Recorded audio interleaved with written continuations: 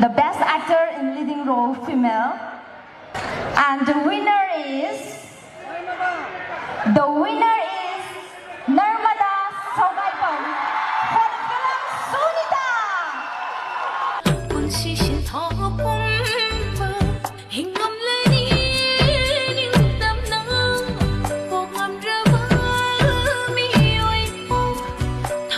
원하시 방송가가 포గిం과 함께 마음이 가득 뜬탑이요. 파시형 바꾸세요. 파시형 하나로 감사합니다.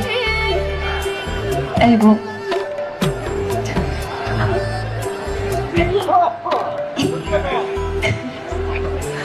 아이고.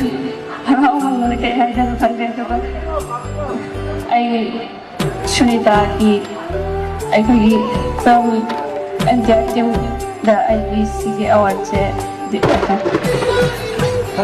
ꯁꯤꯟꯅꯖꯒꯦ ꯑꯗꯨꯒ ꯀꯛꯆꯤꯡꯗ ꯂꯩꯔꯤꯕ ꯑꯩꯒꯤ ꯏꯆꯥ ꯈꯨꯗꯤꯡꯃꯛꯇꯁꯨ ꯑꯩꯈꯣꯏ ꯄꯨꯝꯅꯃꯛꯅ ꯐꯪꯃꯤꯟꯅꯕꯅꯤꯅ ꯍꯥꯏꯖꯒꯦ ꯕꯤꯅꯥ ꯁꯟꯖꯨꯅꯥ ꯑꯩꯈꯣꯏ ꯑꯍꯨꯝꯃꯛꯅ ꯋꯤꯅꯔ ꯑꯣꯏꯕꯅꯤꯅ ꯑꯩ ꯐꯪꯖꯒꯦꯁꯦ ꯑꯩꯅ ꯂꯦꯞꯇꯕ ꯈꯛꯇꯪꯅꯦ ꯑꯩꯈꯣꯏ ꯑꯍꯨꯝꯃꯛ ꯋꯤꯅꯔꯅꯦ ꯑꯁꯤ ꯍꯥꯏꯔꯒ ꯇꯧꯖꯒꯦ.